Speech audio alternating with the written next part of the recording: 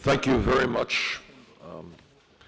And I am extremely honored to be with you today and was pleased to receive your invitation to speak to this conference of the Pontifical Academy of Social Sciences. Today we celebrate the encyclical Centesimus Annus and reflect on its meaning for our world a quarter century after it was presented by Pope John Paul II. With the fall of communism, Pope John Paul II gave a clarion call for human freedom in its truest sense, freedom that defends the dignity of every person and that is always oriented towards the common good. The Church's social teaching, stretching back to the first modern encyclical about the industrial economy, Rerum Novarium in 1891, to Centesimus Annus, to Pope Francis' inspiring encyclical, Laudato Si, this past year, have grappled with the challenges of the market economy. There are few places in modern thought that rival the depth and insight of the Church's moral teachings on the market economy. Over a century ago, Pope Leo XIII highlighted economic issues and challenges in Rerum Novarum that continue to haunt us today, such as what he called, and I quote, the enormous wealth of a few as opposed to the poverty of the many, end quote. And let us be clear, that situation is worse today. In the year 2016, the top 1% of the people on this planet, the wealthiest 1%, own more wealth than the bottom 99%, while the wealthiest 85 people own more than the bottom half, 3.5 billion people.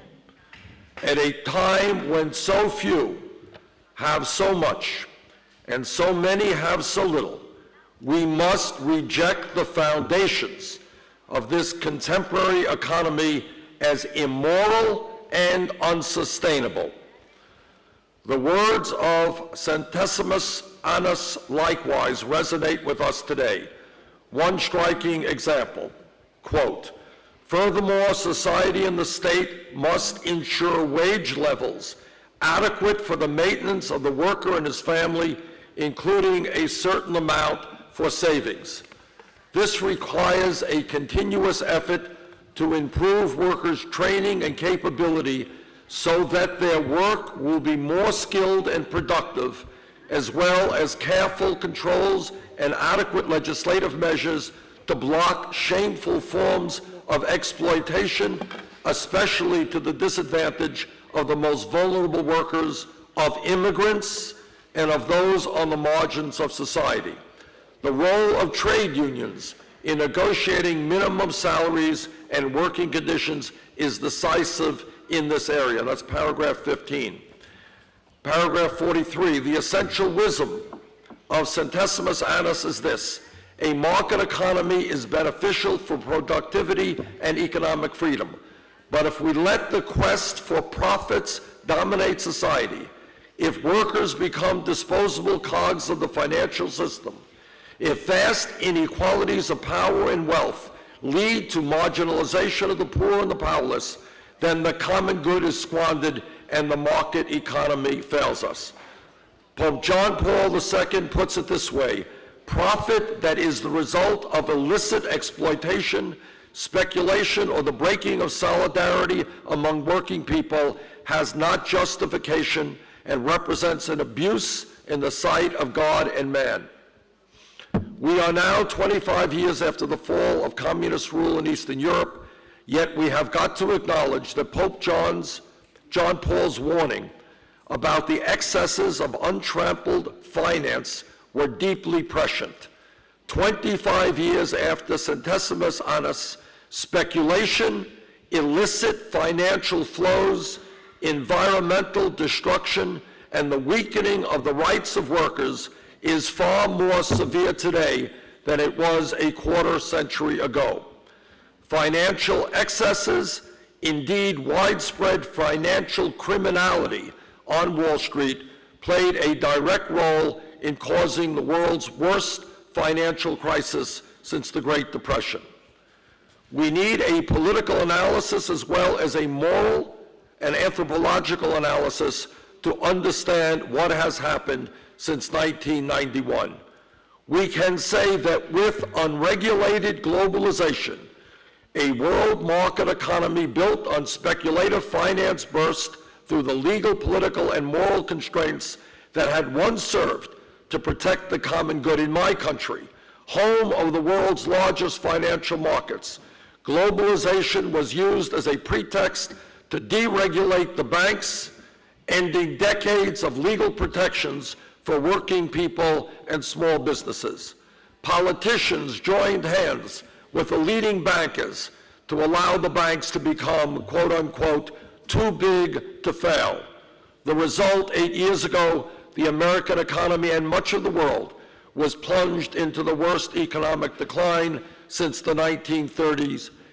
Untold numbers of working people lost their jobs, their homes, and their life savings, and the government bailed out the banks.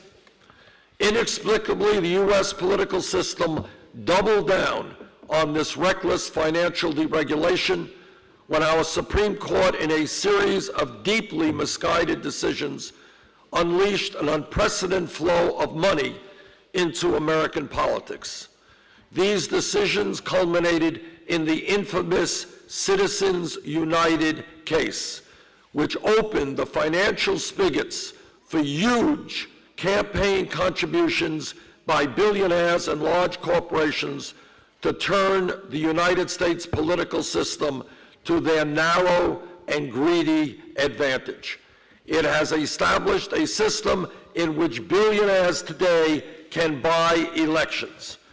Rather than an economy aimed at the common good, we have been left with an economy operated for the top 1%, who get wealthier and wealthier as the working class, the young, and the poor fall further and further behind. And the billionaires and banks have reaped the returns of their campaign investments in the form of special tax privileges, imbalanced trade agreements that favor investors over workers, and that even give multinational companies extrajudicial power over governments that are trying to regulate them. But as both Pope John Paul II and Pope Francis have warned us and the world, the consequences have been even more dire than the disastrous effects of financial bubbles and falling living standards of working class families. Our very soul as a nation has suffered as the public has lost faith in political and social institutions. As Pope Francis has stated, and I quote, profoundly stated, "Man is not in charge today, money is in charge, money rules," end of quote. And the Pope has also stated, and I quote, very profoundly, "We have created new idols. The worship of the golden calf of old has found a new and heartless image in the cult of money and the dictatorship of an economy which is faceless and lacking any truly humane goal," end of quote. And further from the Pope, while the income of a minority is increasing exponentially, that of the majority is crumbling. This imbalance results from ideologies which uphold the absolute autonomy of markets and financial speculation, and thus deny the right of control to states, which are themselves charged with providing for the common good, end of quote. Pope Francis has called on the world to say, and I quote, and how profound, how important this is, "No to a financial system that rules rather than serves."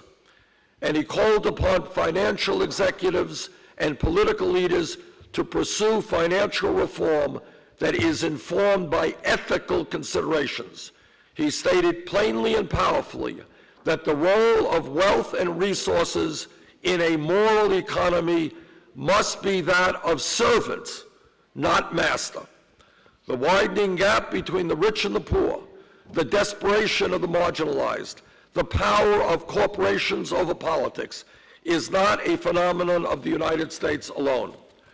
The excesses of the unregulated global economy has caused even more damage in the developing countries. They suffer not only from the boom-bust cycles on Wall Street, but from a world economy that puts profits over pollution, oil companies over climate safety, and arms trade over peace.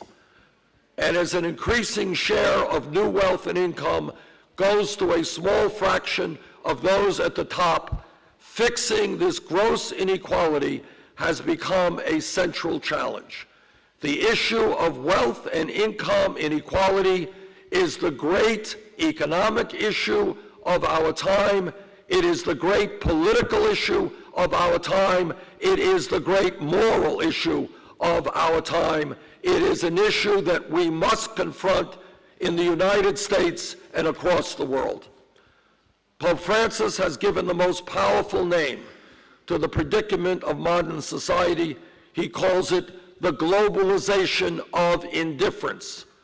Quote, almost without being aware of it, he noted, we end up being incapable of feeling compassion at the outcry of the poor, weeping for other people's pain, and feeling a need to help them, as though all of this were someone else's responsibility and not our own, end quote.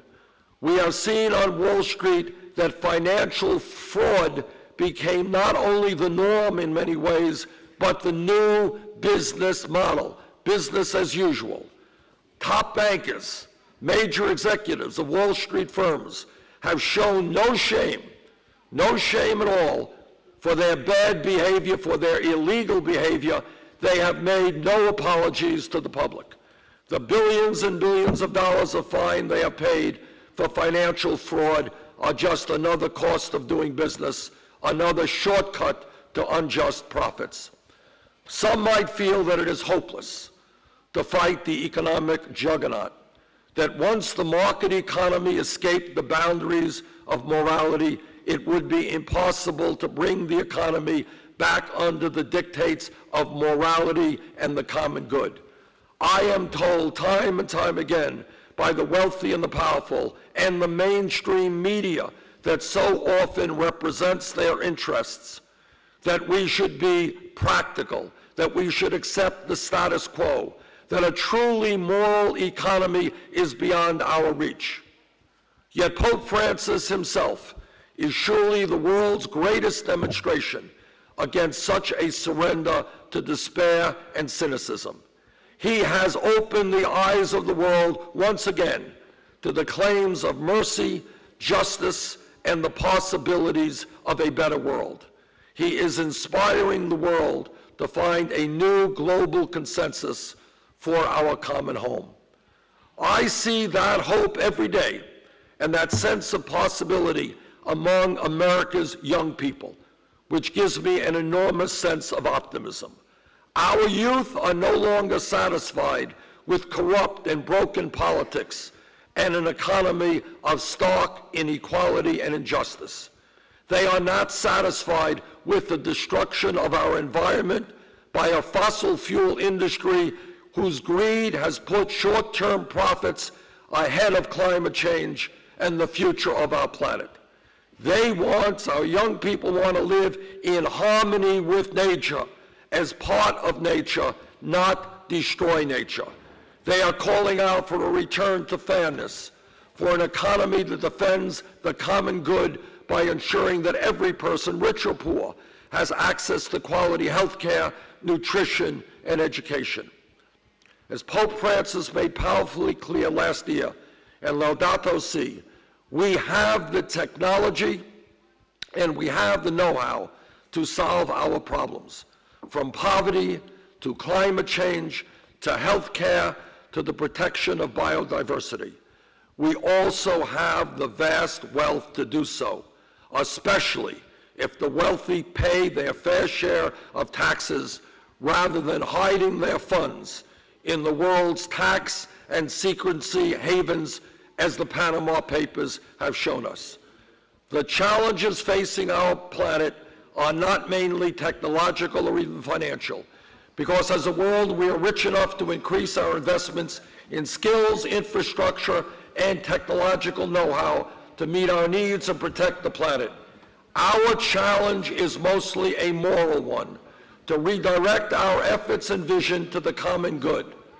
Contesimus Annus, which we celebrate and reflect on today, and Laudato Si are powerful, eloquent, and hopeful messages of this possibility.